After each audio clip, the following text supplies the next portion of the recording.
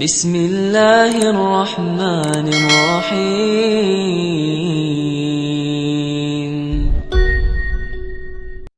Kisah tentang keajaiban istighfar. Salahuddin Al-Ayyubi, salah satu panglima perang Islam yang sangat terkenal di Mesir. Beliau dalam peperangan melawan orang salib untuk membebaskan Palestina. Pernah ketika lagi istirahat malam hari, beliau keliling di antara tenda-tenda prajuritnya, mau lihat prajuritnya kalau malam tuh ngapain. Tengah malam maksudnya, jam 2 malam, beliau keliling di antara tenda-tenda prajuritnya. Melihat tenda yang pertama, di dalam tuh ada prajurit lagi tahajud. Tahajud, panjang lagi tuh tahajudnya. Terus keliling ke tenda yang lain. Tenda yang kedua ngelihat prajuritnya lagi tilawah Al-Quran. Masya Allah, ini prajurit tilawah Al-Quran, duduk sama baca alif lam mim dzalikal kitabul la raiba fi, tilawah Al-Quran. Sampai ke tenda yang ketiga, dilihat prajuritnya lagi beristighfar dan berdoa kepada Allah. Rabbi zalamtu nafsi faghfirli faghfirli, minta ampun, istighfar. Lalu sampai ke tenda yang keempat, Salahuddin Al-Ayyubi melihat prajuritnya sedang tidur. Baru Salahuddin mengatakan, inilah pintu kekalahan kita.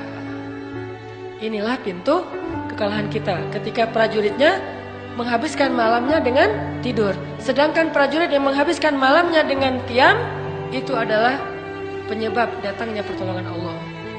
Prajuritnya yang beristighfar, itu penyebab datangnya kasih sayang Allah SWT. Prajuritnya yang tilawah Al-Quran, itu penyebab datangnya berkah dari Allah SWT. Sedangkan prajurit yang tidur, inilah pintu kekalahan kita. Jadi isi hari dan malam kita itu dengan istighfar, dengan bertobat kepada Allah Subhanahu wa taala. Sehingga Allah Subhanahu wa taala berjanji, "Faqultu astaghfiru rabbakum innahu kana ghaffara." Siapapun yang beristighfar, Allah Ghaffar. Pasti Allah ampuni dosanya. Enggak mungkin enggak. Kenapa sedih? Ya, saya udah minta maaf sama Allah tapi Allah belum maafin. Enggak ada itu. Itu mah dengan manusia ya. Saya udah sih minta maaf ke dia, saya kirim WA, saya telepon, saya apa, japri terus nggak dibaca-baca, saya datengin nggak dibukain pintu, ternyata salah rumah ya. Pokoknya berusaha aja minta maaf, tapi nggak dimaafin. Saya udah nggak ngirimin hadiah segala macam, saya tuh udah minta maaf habis-habisan tapi nggak dimaafin. Itu manusia, tapi Allah nggak ada cerita kita minta maaf kepada Allah, Allah nggak memaafkan, tuh nggak ada. Kita minta ampun kepada Allah, Allah nggak mengampuni, itu nggak mungkin. Tidak mungkin orang yang datang kepada Allah pulang dalam keadaan kecewa. Catat tuh, gak mungkin orang yang datang kepada Allah pulang dalam keadaan kecewa. Maka wasari'u ila maghfiratin min rabbikum. Segeralah datang kepada Tuhan kalian. Infiru, berlarilah kepada Allah Subhanahu wa taala. Sabiqu, berlomba-lombalah kepada Allah Subhanahu wa taala. Istighfar dan dawamkan itu. Mudah-mudahan dengan kita mendawamkan istighfar sekian lama, suatu saat begitu kita angkat tangan, Rabbi, Allah langsung kabulkan. Belum minta ya Allah, alhamdulillah juga sih, ya udah nggak apa-apa deh. Allah udah tahu. Nabi Muhammad kan belum ngomong apa-apa, Allah udah kabulin. Nabi Muhammad setiap sore gini doang, pergi aja, besok sore gitu lagi, pergi lagi, nggak pernah ngomong apapun, cuman ngelihat ke langit. Tiba-tiba qad nara taqalluba wajhika fis sama falanuwalliyannaka qiblatan tardaha. Aku udah tahu kamu setiap hari ngelihat ke langit. Udah deh, ganti aja kiblatnya ke arah yang kamu sukai wahai Muhammad. Coba bayangin. Gara-gara Nabi sering istighfar, cuman ngelihat ke langit doang. Sehingga kalau misalnya kita malu meminta dengan lisan, nggak enak, mau minta itu, udah. Pasang muka paling melas sedunia. Tapi hati kita membatin. Kan Allah alimun bidati sudur. Hal apa yang kita nggak enak minta ke Allah? Kadang-kadang kita mau minta sesuatu yang menurut kita agak kurang pantas. Kayak Nabi Ayub nggak enak meminta sembuh kepada Allah kan? Nabi Ayub tuh pengen sembuh tapi nggak enak minta sama Allah. Jadi ketika beliau sakit 17 tahun, beliau nggak pernah minta Robbi, Allahumma Rabban nas, adhibil ba's, ishfi anta syafi la shifaan illa shifa'u. Gak pernah Nabi Ayub ngomong kayak gitu. Coba kita baru agak panas sedikit, Allahumma shfi anta syafi la shifaan illa shifa'u. Kita gitu kan? Boleh gak kayak gitu? Boleh banget, karena doa meminta sembuh kepada Allah itu doa yang diajarkan Nabi. Tapi saking gak enak hatinya Nabi Ayub, sakit juga Nabi Ayub gak mau ngomong.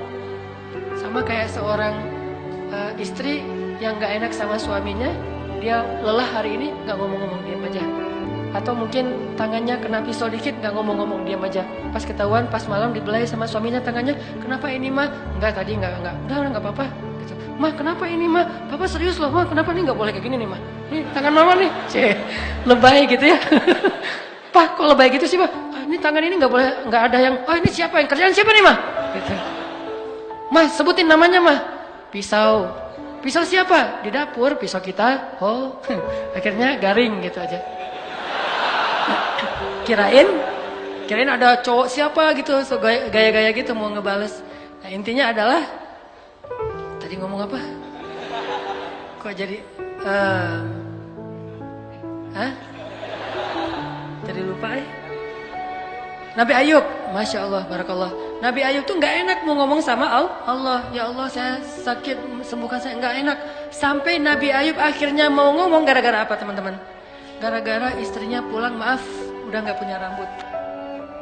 Istri satu-satunya yang mendampingi beliau setia selama belasan tahun dalam keadaan sakit. Beliau istrinya kerja, kadang nyuci kandang ternak-ternak orang dibayar, kadang jadi pembantu di rumahnya dibayar, kadang-kadang menggembala ternak dibayar, kadang-kadang nyuci piring dibayar. Pokoknya apa aja lah.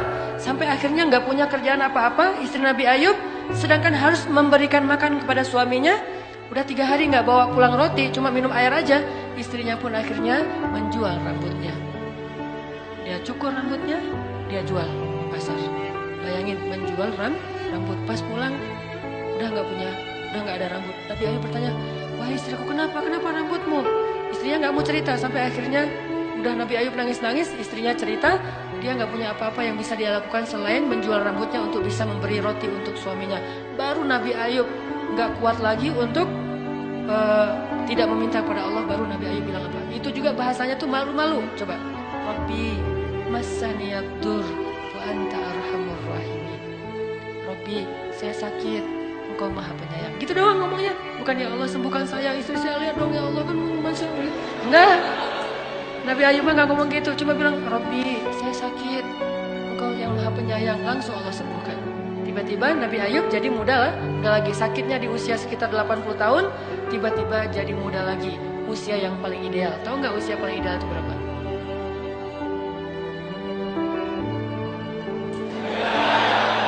Usia paling ideal itu usia 30 sampai 40 tahun. Kalau sebelum itu masih belum mateng. Kalau di atas 40 tahun kematangan. Yang paling pas tuh 30 sampai 40, itulah usia penduduk surga, antara 30 sampai 40 tahun. Akhirnya Nabi Ayub muda lagi. Begitu istrinya pulang, astagfirullahaladzim, kamu siapa? Saya Ayub. Enggak, kamu bukan Ayub. Emang sih mirip Ayub beberapa tahun yang lalu, tapi sekarang udah enggak, kata istrinya. Ayub sekarang udah jadi laki-laki yang udah tua, dia lumpuh. Tapi saya Ayub, suami kamu, dan Allah sudah menyembuhkan saya. Dia pergi ke kamar, ternyata Nabi Ayub nggak ada. Lalu Nabi Ayub menyebutkan kenangan-kenangan yang hanya mereka berdua yang tahu. Setelah Allah SWT, akhirnya dia percaya. Dulu kita pernah hujan-hujanan di bawah jembatan. Akhirnya kita pulangnya pakai daun pisang. Dimarahin tetangga, soalnya itu daun pisang mau dibikin. Gitu-gitu deh cerita. Akhirnya istrinya percaya, oh ini suami saya.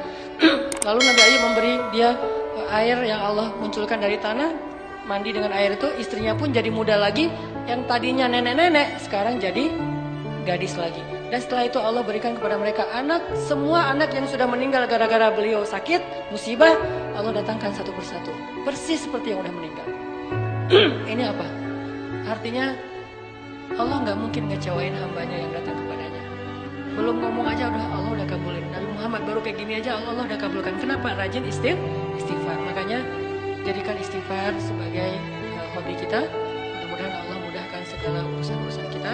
Pengen punya kerjaan, istighfar. Pengen lulus kuliah, istighfar. Pengen punya jodoh, istighfar. Pengen umroh, pengen haji, gak usah ngomongin saya gak mampu, istighfar. Kan sering dikatakan oleh ulama, Allah tidak mengundang orang yang mampu, tetapi Allah memampukan orang yang diundang.